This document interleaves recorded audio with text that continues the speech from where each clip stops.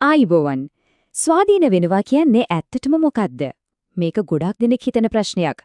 ඉතින් ඔබ ස්වාධීන වීමට කැමතිද කියන ලිපියක් පාදක කරගෙන අද කාලේ තරුණ පරපුරට මුහුණ දෙන්න වෙන මේ ගැඹුරු ප්‍රශ්නේ ගැන අපි ටිකක් විමසලා බලමු. හරි. දැන් බලන්න අපි හැමෝම වගේ පොඩි කාලේ ඉඳන් ලොකු වෙද්දී තමන්ගේම පාරක් හදාගන්න, තමන් කවුද කියලා හොයාගන්න ආසාවක් එනවනේ. ඒක හරිම ස්වාභාවික දෙයක්. ඇත්තට මේක තමයි නිදහස හොයාගෙන යන උද්වේගකර ගමනක පළවෙනි අඩිය. හැබැයි මෙතන ප්‍රශ්නයක් තියෙනවා. ස්වාධීනත්වය කියන්නේ පොඩි කාලෙදිම ආදර සම්බන්ධයක් පටන් ගන්න එකද? අද කාලේ තියලා මේ ට්‍රෙන්ඩ් එක ඇත්තටම නොපෙනෙන උකුලක් වෙන්න බෑද? අපි මේක ගැන ටිකක් ගැඹුරට හිතලා බලමු. හොඳයි. එහෙනම් අපි මුලින්ම බලමු මේ ගැටලුවේ ඇතුළාන්තය. බලන්නකෝ ෆිල්ම්ස් වලින්, සෝෂල් මීඩියා වලින්, ඒ වගේම යාළුවන්ගෙන් එන ප්‍රෙෂර් එක නිසා කිසිම සූදානමක් නැතුවම තරුණ ළමයි ආදර සම්බන්ධතාවලට ඇදිලා යන්නේ කොහොමද කියලා. දැන් අලුත් අදහසක් සමාජගත වෙලා තියෙනවා. ඒ තමයි ජීවිතේ සම්පූර්ණ වෙන්න නම් අනිවාර්යයෙන්ම බොයිෆ්‍රෙන්ඩ් කෙනෙක් හරි ගර්ල්ෆ්‍රෙන්ඩ් කෙනෙක් හරි ඉන්නම ඕන කියන එක. මේක විශේෂයෙන්ම බටහිර සංස්කෘතියෙන් ආපු දෙයක්. පුදුමයි කියන්නේ වයස අවුරුදු 12 13 වගේ පුංචි ළමයින්ටත් මේක බලපානවා. හරි. දැන් අපි බලමු මේ ට්‍රෙන්ඩ් එකේ අනිත් පැත්ත. කටුක ඇත්ත. සැබෑ ජීවිත කතාවක් කරා මේකේ හැංගිලා තියෙන භයානික ප්‍රතිවිපාක මොනවද කියලා අපි දැන් හොයලා බලමු. මේ සිදුවීම් පෙළ දිහා බලන්නකෝ. හරිම අහිංසකම පටන් ගත්ත පොඩි කාලේ ආදර කතාවක් බනන්න එක කොහොමද අධ්‍යාපනය සම්පූර්ණයෙන්ම විනාශ කරලා ජීවිතේම අර්බුදයකට ඇදලා දාලා අන්තිමේදී දරුණු විදිහට බලාපොරොත්තු කඩවීමකින් ඉවර වෙන්නේ කියලා ඇත්තටම හරිම කනගාටුදායකයි නේද? මෙතන තියෙන වැදගත්ම දේ තමයි මේක. නුමේරු හැංගිමුඩ පටන් ගන්න සම්බන්ධතාවලින් දිගු කාලීනව කොච්චර නරක ප්‍රතිඵල එන්න පුළුවන්ද කියන එක. වාසනාවකට වගේ නෑදෑයෙක් කෙනෙක් මැදිහත් වෙලා ඒ තරුණයාගේ ජීවිතේ බේරුණා. හැබැයි යාගේ අනාගතයට වෙච්ච හානිය ආපහු හදන්න බෑ. ඉතින් මේ ප්‍රශ්නේ පිටිපස්සේ තියෙන සංස්කෘතික බලපෑම මොකද්ද?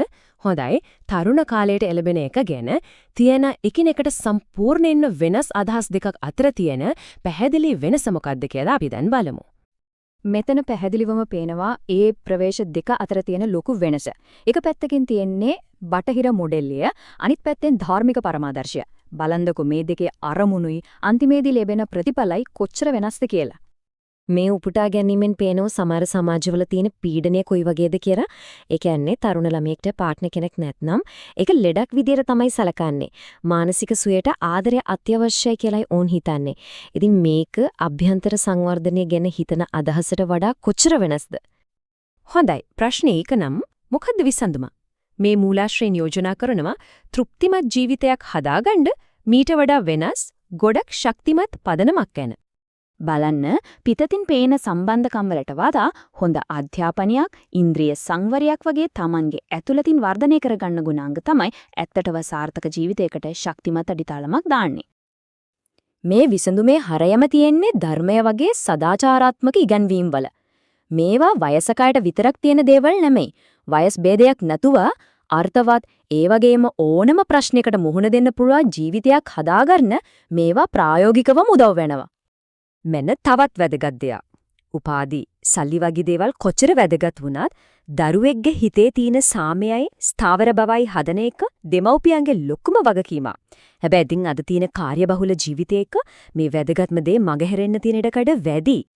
හරි, දැන් මේකෙන් කියවෙන්නේ සම්බන්ධකම් ඔක්කොම වැරදි කියන එක නව නෙවෙයි. ඒ වෙනුවට ඇත්තම හවුල්කාරීත්වයක්, පාර්ට්නර්ෂිප් එකක් කියන්නේ මොන වගේ දෙයක්ද කියන එක ගැන මීට වඩා උසස් ගැඹුරු අදහසක් තමයි මෙතන ඉදිරිපත් කරන්නේ. මේ බලන්න හරිම ප්‍රබල කතාවක්. මේකෙන් පෙන්눔 කරන්නේ කායික ආශාවන්ට එහා ගියපු දෙන්නටම පොදු අධ්‍යාත්මික ඉලක්කයක් වෙනුවෙන් එකතු වෙච්ච සම්බන්ධයක තියෙන ශක්තිය. ඇත්තරම පාර්ට්නර්ෂිප් එකක තියෙන්න පුළුවන් උසස්ම ආදර්ශයක් තමයි මේ.